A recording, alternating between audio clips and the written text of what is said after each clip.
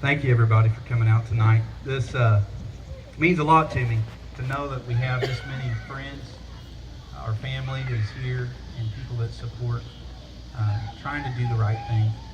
And I want to give a couple of thanks before I finish up here. But first of all, I want to say thank you to Scott and Tina for letting us use their beautiful home. And several have said, "Man, you have a beautiful home," to me. And I said, "That's not mine. It's somebody else's."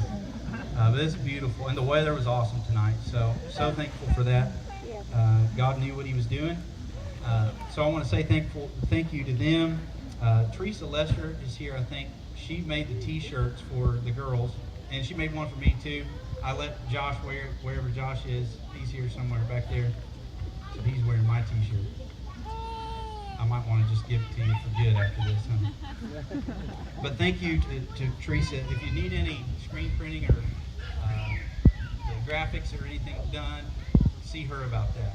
She's really good at it. There she is, sitting right there. So she can do that. Thank you to Cody for being here tonight. I appreciate him and his friendship and leadership in Jefferson City.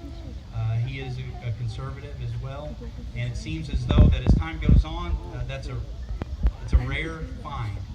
In fact, to find a politician these days that really has the best interest at heart and is really connected to reality is it's a rare thing. It's about as rare as a day without a tweet from President Trump, and that's pretty rare, isn't it? So thank you to him for being here. Thank you to Chuck Akers. He's a great friend of mine. We've spent many hours together in various corners of the world, whether it was Panama or India or Africa, and had some interesting experiences along the way.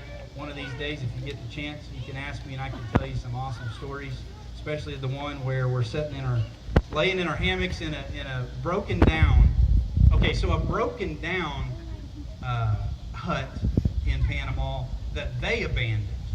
That was the kind of hut we were staying in that night. And he put his hammock on this I don't know, some kind of a tree branch or something. And I said, "Brother, that doesn't look too stable. You probably ought to choose another one." "Oh, it's fine. He got it all going, and we're laying there in the middle of the dark, and all of a sudden, you hear him hit the deck. And I'm laughing so hard I can't even get over there and help him. All I can remember is Chuck saying, "But brother, you could at least come over and help." So we have a special relationship. But thank you, everybody, for coming out. And a couple of reasons why we have decided to run for this office. One, the main thing to me is that a lot of good people, and this is a show of that tonight, a lot of good people that we look up to and that we respect very highly have asked us and urged us to run. And I listen. I listen to people. I listen to what they have to say, and leadership is important. The second reason really is I'm concerned about the future that my children are going to inherit. We're in a time where, there's very few in leadership that have the best interests of the people at heart. And that's something that I feel like is so important. We live in a time where a lot of politicians, they make their decisions based on the changing tides of whoever is influencing them in the moment. And that can be a lot of times a special interest instead of the very people that they're supposed to be there to represent. And so those are some of the reasons why we feel like it's important, and the time is now to run and to try to stand in the gap and to stand up for the values that represent Southwest Missouri. Because Southwest Missouri is a conservative anchor for our state. It really is. Statewide elections depend on how the people vote in Southwest Missouri. And if we don't continue to elect true conservatives in Southwest Missouri, we're going to be in trouble, not only here in our district and in our area, but also in the rest of the state, the statewide offices, even up to the governor. So it's important to elect the right people that are making decisions based upon principle and not just based upon the changing tide in politics, because as we know, that changes very quickly. And so we need someone that'll fight for the right to life. I'm the president of the board at CareNet Pregnancy Resource Center here in Neosho. That is something that's very dear to me. Pro-life issues are at the top of the list for me. I feel like that we're in a time and in a culture where life has no value. And to me, that's a very concerning thing, because every decision is tied to your value of life. How you value life will affect every decision that you make. And so we need someone in Jefferson City that will fight for the right to life and fight for innocent life even in the womb. That's definitely one of the issues that we will stand for. We need leadership that will fight for religious liberty and defend the core principles that our founders founded this nation upon. We need someone who will uphold the Constitution and protect the freedom of speech that this country was founded upon, that we have enjoyed to this point, but yet again is eroding away slowly but surely. We just simply need someone who can understand people, who can understand the average person like me that goes out and works 8, 10, 12, 14, 16 hours a day sometimes to do whatever it takes to make ends meet, to provide for my family. And that takes a work ethic.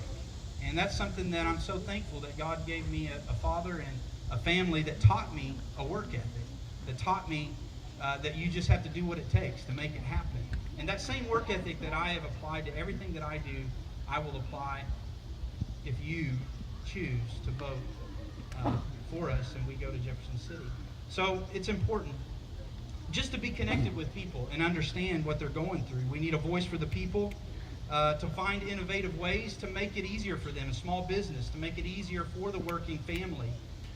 We're in a time in government where there's so many restrictive regulations and things that make it so difficult for especially entrepreneurs and small businesses.